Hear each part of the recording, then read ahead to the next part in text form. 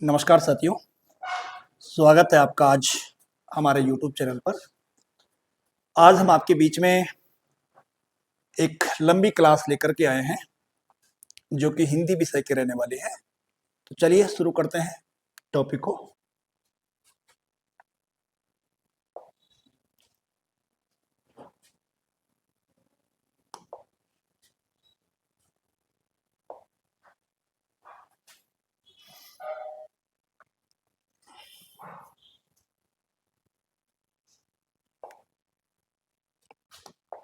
चलिए क्लास को आगे बढ़ाते हैं।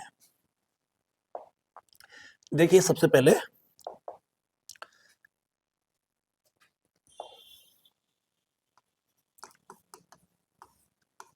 हिंदी व्याकरण की जब हम बात करते हैं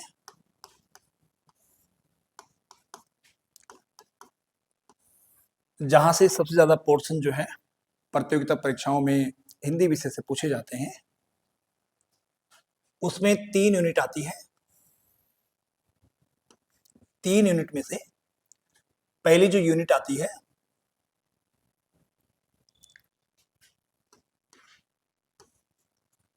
तीन यूनिट है इसमें, और 3 यूनिट में पहली जो यूनिट है जिसे हम वर्ण विचार के रूप में जानते हैं, और दूसरी जो यूनिट है इसे हम शब्द विचार के रूप में जानते हैं, और तीसरी यूनिट वाक्य विचार या वाक्य विन्यास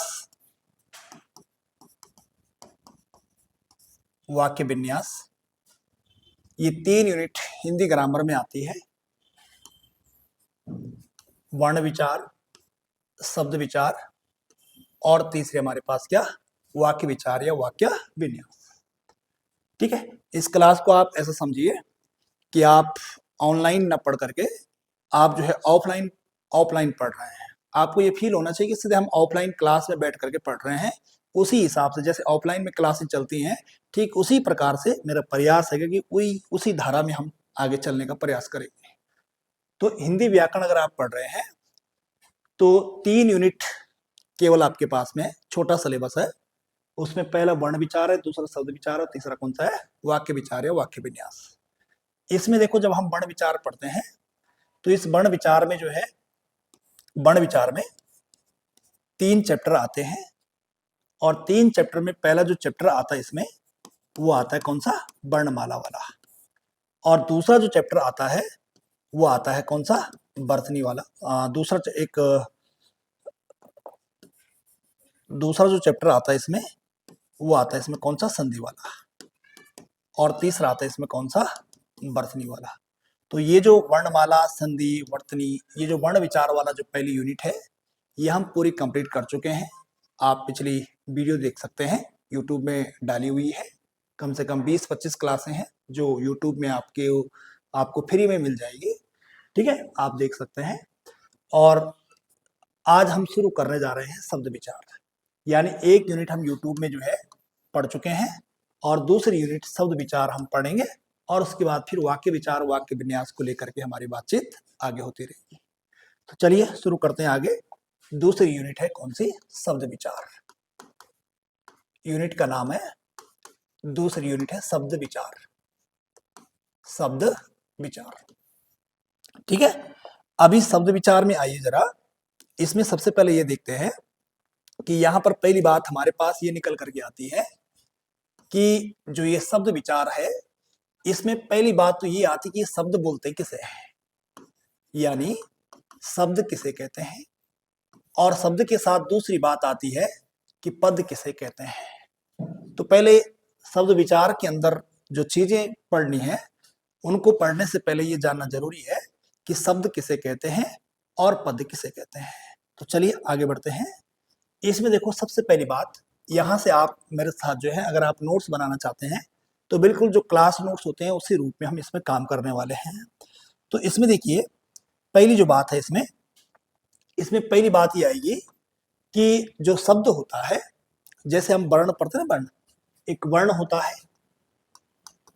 ठीक है।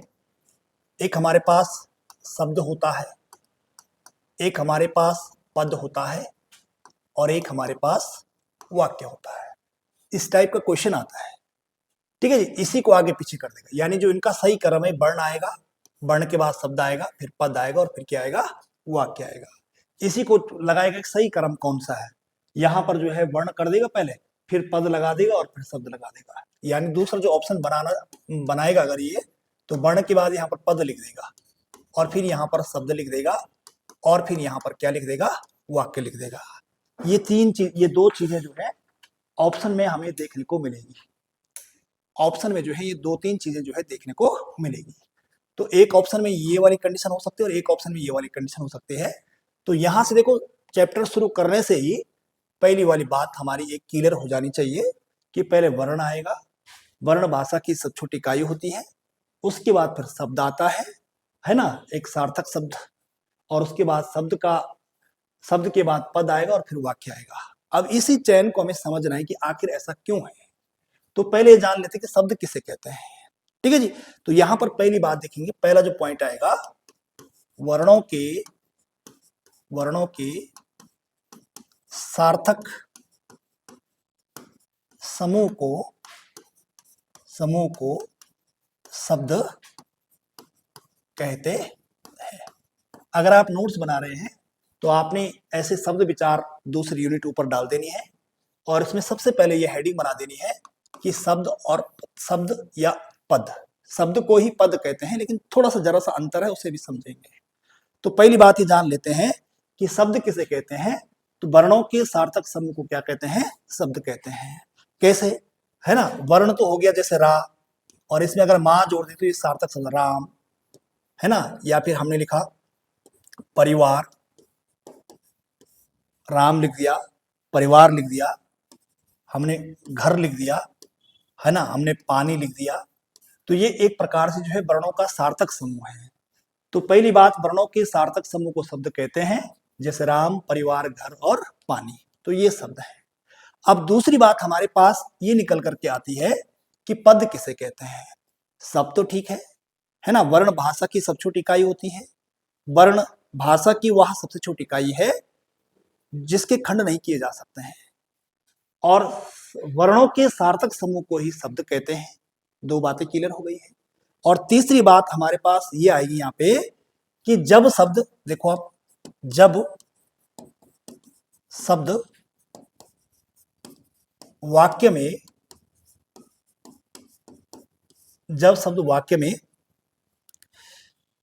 प्रयोग होता है, जब शब्द वाक्य में प्रयोग होता है तो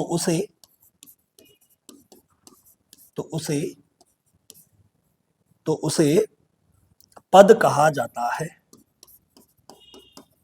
तो उसे पद कहा जाता है। भाई देखो, यहां पर हमने शब्द और पद हेडिंग बना रखी है। जब शब्द वाक्य में प्रयोग हो जाता है या प्रयोग होता है तो उसे क्या कहा जाता है, पद कहा जाता है। जैसे एग्जाम्पल कैसे, है ना, जैसे हमने लिखा राम घर जाता है। अब यहां पर देखो आप, यहां पर राम को अंडरलाइन कर सकता है या घर को अंडरलाइन कर सकता है। अब बोल देगा रेखांकित शब्द क्या है ना, रेखांकित शब्द क्या है ना, रेखांकित क्या है। यहां पर पहला ऑप्शन रहेगा क्या, एक ऑप्शन रहेगा शब्द, दूसरा रहेगा पद, तीसरा रहेगा पदबंध, ठीक है जी, और चौथा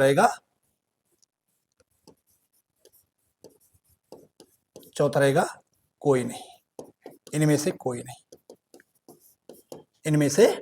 नहीं, इस टाइप से रहेगा। तो यहां पर देखो, वर्णों के सार्थक समूह को शब्द कहते हैं, जैसे राम, परिवार, घर। यहां पर राम एक प्रकार का क्या है, शब्द है, और जब शब्द वाक्य में प्रयोग होता है तो उसे पद कहा जाता है, जैसे राम घर जाता है। तो यहां पर राम वाक्य में प्रयोग किया गया है। अब बोलेंगे यहां पर राम क्या है, यहां पर तो शब्द था। अब वही शब्द जब वाक्य में प्रयोग हो जाता तो वो क्या कहलाता है, पद कहलाता है। यानी हमारा आंसर यहाँ पर क्या हो जाएगा, बी वाला। तो यही छोटी चीज है जो हमें समझ करके आगे चलनी होती है। इन्हीं छोटी छोटी चीजों को अगर आप ध्यान में रख करके आगे बढ़ते हैं तो निश्चित रूप से आपका जो कॉन्सेप्ट होता है एक व्याकरण को समझने का, वो आपका एकदम क्लियर हो जाता है। तो दो बातें आपकी अब बिल्कुल क्लियर हो गई। मैं बहुत धीरे चल रहा हूँ, है ना, इसलिए चल रहा हूँ कि एक ही बार में आप सीधे सीधे समझ जाए। वर्णों के सार्थक समूह को शब्द कहते हैं, जैसे राम, परिवार, घर, पानी। और दूसरा है, जब शब्द वाक्य में प्रयोग होता है तो उसे पद कहा जाता है। जैसे राम घर जाता है, तो यहाँ पर राम क्या है, तो हम क्या बोलेंगे, पद, जबकि यहाँ पर राम क्या है, शब्द है। ये दो बातें क्लियर हो गई है। इसी के साथ दो बातें में आपके साथ और ठीक करना चाहता हूं। दो बात और बड़ी खास है।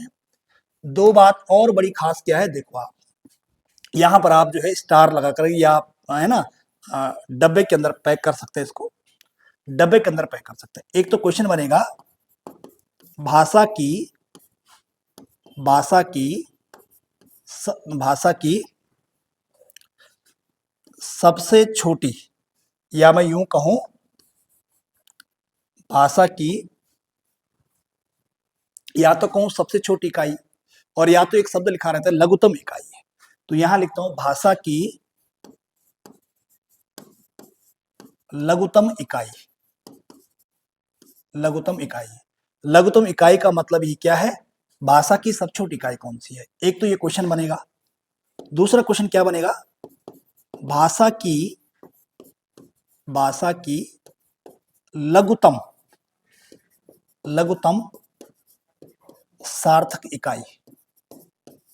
देखो क्वेश्चन दोनों अलग अलग हैं। एक में बोला, पहला क्वेश्चन बोला कि भाषा की लघुत्तम इकाई कौन सी है, यानी भाषा की सबसे छोटी इकाई कौन सी होती है ना, लघुत्तम, ये लघुत्तम है। भाषा की लघुत्तम इकाई कौन सी है। और दूसरा पूछा कि भाषा की लघुत्तम सार्थक इकाई कौन सी है। ठीक है जी। और तीसरा क्वेश्चन पूछेगा, भाषा की लघुत्तम व्याकरणिक इकाई, व्याकरणिक इकाई कौन सी है। ठीक है जी, तीन क्वेश्चन हो गई है। भाषा की लघुत्तम इकाई, भाषा की लघुत्तम सार्थक इकाई, और भाषा की लघुत्तम व्याकरणिक इकाई। और अगला आएगा भाषा की सार्थक इकाई। भाषा की सार्थक इकाई, भाषा की लघुत्तम इकाई, भाषा की लघुत्तम सार्थक इकाई, भाषा की लघुत्तम व्याकरणिक इकाई, और भाषा की सार्थक इकाई कौन सी है। तो भाई प्रश्न देख लो, चार प्रश्न हो गए ये। और ये चार जो प्रश्न हो गए हैं, इन चारों के आंसर अलग अलग हैं, अलग अलग हैं। अब अलग अलग कैसे, देखो आप यहीं पर आंसर देख लो, है ना। वैसे आपको आ जाना चाहिए, अगर नहीं आ रहा तो देखो। इसका आंसर होगा सबसे पहले वर्ण। भाषा की लघुत्तम इकाई कौन सी, वर्ण। अगर है ना वर्ण, या फिर कहीं ध्वनि लिखा होता है, ठीक है जी, ध्वनि, वर्ण या ध्वनि। लेकिन वर्ण या ध्वनि में से अगर एक टिक करना होगा तो पहले ध्वनि है, अगर ध्वनि नहीं है तो फिर वर्ण है। दूसरी बात, क्योंकि ध्वनि लघुत्तम मौखिक इकाई होती है और वर्ण जो है भाषा की लिखित इकाई होती है। दूसरे, भाषा की लघुत्तम सार्थक इकाई, तो सार्थक इकाई कौन होता है, शब्द। फिर आते हैं भाषा की लघुत्तम व्याकरण इकाई, इसका आंसर हो जाएगा पद, या फिर लिखा होता है रूप। और अगर आएगा भाषा की सार्थक इकाई कौन सी है, तो भाषा की सार्थक इकाई कौन सी है, तो हमारा आंसर क्या बनेगा, वाक्य। तो ये तीन चार चीजें मैंने आपको बता दी है। यहीं से सिर्फ कई बार 2 नंबर आ जाते हैं, नहीं तो 1 नंबर तो आता रहता है, यहां से बहुत बार आता है। ठीक है जी। तो देखो सबसे पहली बात, शब्द विचार दूसरी यूनिट है हिंदी ग्रामर की।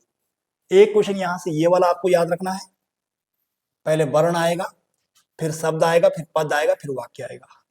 ठीक है, ये वाला गलत होगा, ये वाला बिल्कुल सही हो जाएगा।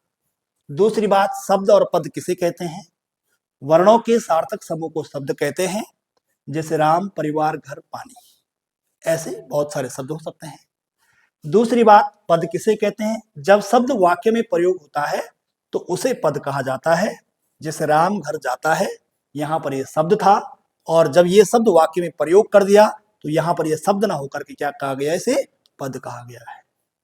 फिर यहीं पर आती कि भाषा की लघुत्तम इकाई कौन सी है, तो भाई वर्ण है। भाषा की लघुत्तम सार्थक इकाई कौन सी है, भाई शब्द है। और भाषा की लघुत्तम व्याकरण इकाई कौन सी है, तो पद या रूप है। और भाषा की सार्थक इकाई कौन सी है, वाक्य है। ये प्रश्न पेपर में कई बार आ चुका है, ये प्रश्न पेपर में कई बार आ चुका है, और कई बार तो सीधे आता है कि शब्द किसे कहते हैं, है ना। तो हमें टिक करना है कि वर्णों के सार्थक समूह को क्या कहते हैं, शब्द कहते हैं। तो ये 3-4 प्रश्न यही से इतने में ही हमारे आ जाते हैं। चलिए आगे बढ़ते हैं, इतना मेरे ख्याल से अब ठीक हो गया होगा। अब आगे बढ़ते हैं यहां से। अब इसके बाद जो है, अब आगे जानते हैं कि शब्द के भेद क्या होते हैं। शब्द के भेद को हम पढ़ेंगे। यहाँ पे हेडिंग बना देंगे आप मेरे साथ, आप हेडिंग बनाइए, शब्द भेद। शब्द भेद, शब्द के भेद कौन कौन, शब्द के प्रकार कौन कौन से होते हैं, इन चीजों पे बात कर लेते हैं। ठीक है, शब्द भेद में आ जाते हैं आप यहाँ पर। अब शब्द भेद में आते हैं यहाँ पे, तो नॉर्मली देखो, एक बार आया था पेपर में कि शब्द कितने प्रकार का होता है, 2 प्रकार, 3 प्रकार, 4 प्रकार, 5 प्रकार। आपके लिए भी प्रश्न है, शब्द कितने प्रकार का होता है, आप कमेंट कर सकते हैं, शब्द कितने प्रकार का होता है। ठीक है, अगर कोई आधार पूछे तब तो आसान है देने के लिए, लेकिन नॉर्मली बोले शब्द कितने प्रकार है, तो फिर मन में ये बातें चलती कि भाई ये किस आधार पर पूछ रहा होगा। 2 प्रकार भी होते हैं, 3 प्रकार भी होते हैं, 4 प्रकार भी होते हैं, कहीं कहीं 5 प्रकार भी होते हैं। तो किस आधार की बात कर रही है, कैसे इसका आंसर दें। तो देखिए, चलते हैं, शुरू करते हैं। सबसे पहली बात देखो, मेरे साथ नोट्स बनाते हुए आप चल सकते हैं। हिंदी व्याकरण में, हिंदी व्याकरण में शब्द, हिंदी व्याकरण में, हिंदी व्याकरण में शब्द को मुख्यतः, या शब्दों को मुख्यतः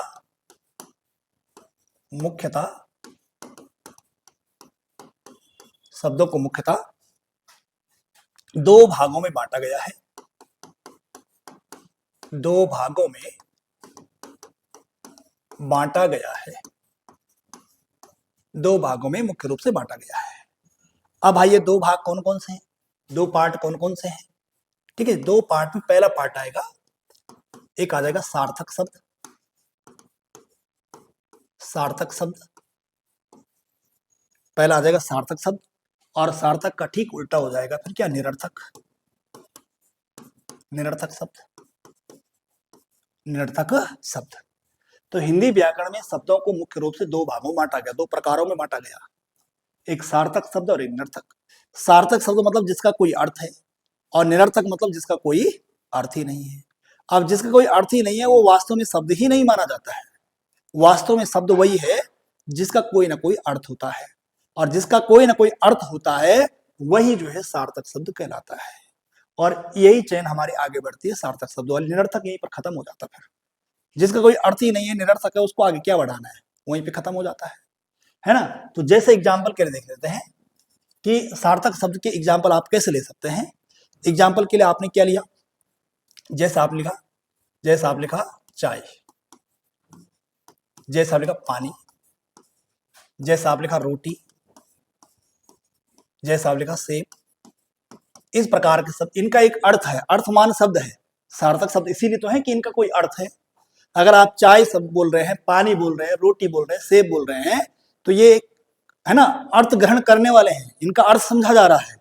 अगर आपने कहा कि चाय पिला दीजिए, पानी पिला दीजिए, है ना, रोटी खिला दीजिए, सेब दे दीजिए, तो भाई जिससे आप मांग रहे हो वो आपको देगा, क्योंकि वो अर्थ ग्रहण कर रहा है आपके बोलने का, है ना। तो ये सार्थक शब्द इसीलिए है। अब निरर्थक कैसे होगा, जैसा कई बार बोलते हैं हम चाय वाई, तो वाई क्या हो गया, एक निरर्थक वाई, भाई वाई क्या हो गया, चाय तो हमने देखी, लेकिन वाई क्या हो गया, चाय वाई पिला दीजिए, तो चाय तो ठीक है, लेकिन वाई क्या है, वाई निरर्थक शब्द है भाई। उसके अलावा पानी वानी पिला दीजिए, पानी तो ठीक है भाई, लेकिन वानी क्या हो गया, तो वानी एक प्रकार क्या हो गया, निरर्थक शब्द हो गया, है ना। रोटी वोटी खिला दो जी, तो रोटी तो ठीक है जी, वोटी क्या हो गया जी, है ना। सेब सूप काट दो जी, सेब तो ठीक है, लेकिन सूप क्या है जी।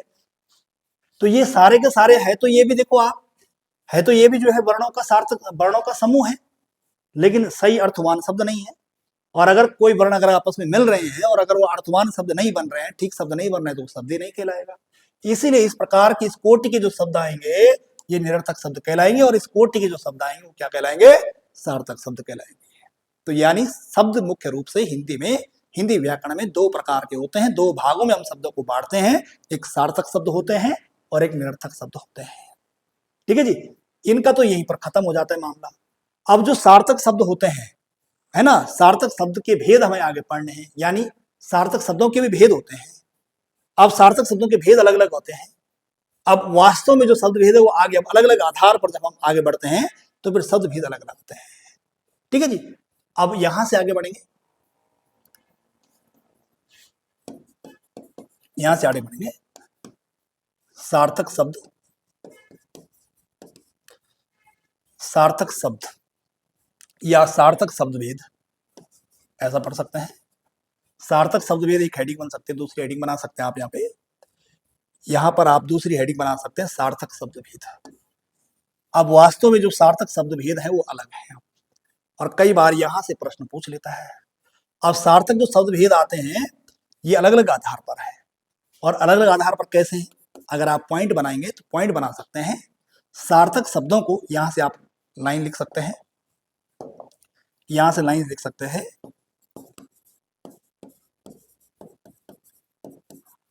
सार्थक शब्दों को हिंदी व्याकरण में, हिंदी व्याकरण में सार्थक शब्दों को हिंदी व्याकरण में चार भागों में, चार भागों में बांटा गया है।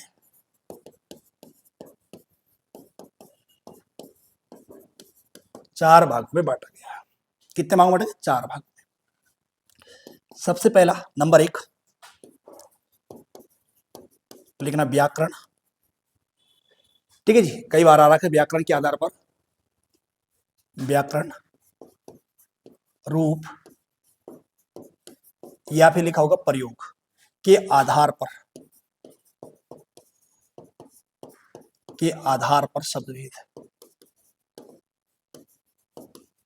इस टाइप से आएगा।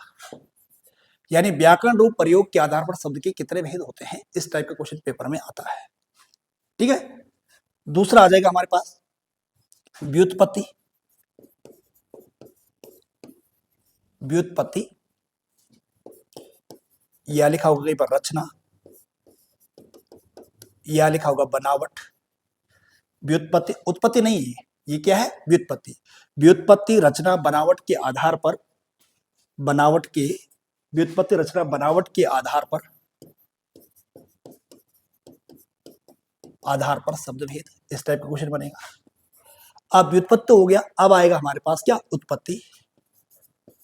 अब लिखा होगा उत्पत्ति, और जब उत्पत्ति लिखा होगा तो उत्पत्ति के साथ यहां पर इतिहास, स्रोत, ऐसे शब्द आएंगे। उत्पत्ति, स्रोत, या लिखा होगा इतिहास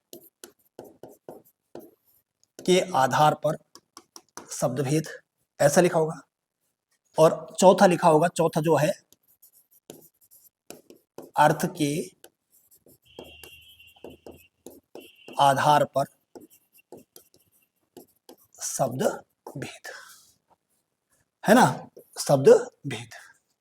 तो भाई यहां से जो सार्थक शब्द हैं वही हमें आगे बढ़ाने हैं, और वास्तव में जो भेद हैं वो अलग अलग आधार पर यहां से निकल करके आते हैं कि सार्थक शब्द को हिंदी व्याकरण में चार भागों में बांटा गया है।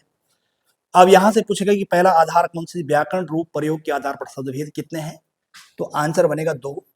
और 2 भेद कौन से हैं? एक विकारी होता है और दूसरा कौन सा होता है? अविकारी। अभी जानेंगे विकारी शब्द क्या होते हैं और अविकारी शब्द क्या होते हैं। ठीक है, फिर अगला आता है व्युत्पत्ति रचना बनावट के आधार पर शब्द भेद कितने होते हैं? तो यहाँ पर भाई 3 भेद होते हैं। आपने देखा होगा जैसे रूढ़ शब्द होते हैं, योग, है ना, रूढ़ शब्द होते हैं, यौगिक शब्द होते हैं, या फिर योग रूढ़ शब्द होते हैं। आगे पढ़ेंगे इनको क्या क्या होते हैं ये। और तीसरा जो है उत्पत्ति, स्रोत, इतिहास के आधार पर, इस आधार पर जो है, इस आधार पर मुख्य रूप से तो 4 होते हैं, लेकिन एक और मिलाकर के जो है यहाँ पर 5 भेद हो जाते हैं। 4 और 5 भेद हो जाते हैं। कैसे? तत्सम, तद्भव, देशज, विशेषज, 4 तो ये है, और उसके अलावा 5वां एक और जुड़ जाता है इसमें, कौन सा? संकर, संकर शब्द। तो यानी उत्पत्ति, स्रोत, इतिहास के आधार पर शब्दों के भेद कुल मिलाकर कितने हो जाते हैं? 5। तत्सम, तद्भव, तत्सम तद्भव, देशज विदेशज, और उसके अलावा एक और आता है संकर शब्द। अब संकर शब्द क्या होते हैं वो आगे हम पढ़ेंगे। उसके अलावा एक और भेद है आगे, अर्थ के आधार पर शब्द के भेद कितने होते हैं। तो अर्थ के आधार पर भी शब्द के कितने भेद होते हैं, 4 भेद होते हैं। और 4 भेद कौन कौन से होते हैं, आपने देखा होगा, एकार्थी शब्द होते हैं, अनेकार्थी शब्द होते हैं, विलोमार्थी शब्द होते हैं, समानार्थी यानी पर्यायवाची शब्द होते हैं। तो ये यहाँ से शब्दों का जो सिलसिला है, यहाँ से अब चैप्टर जो है अब बड़ा आकार रूप लेने लगता है धीरे धीरे करके।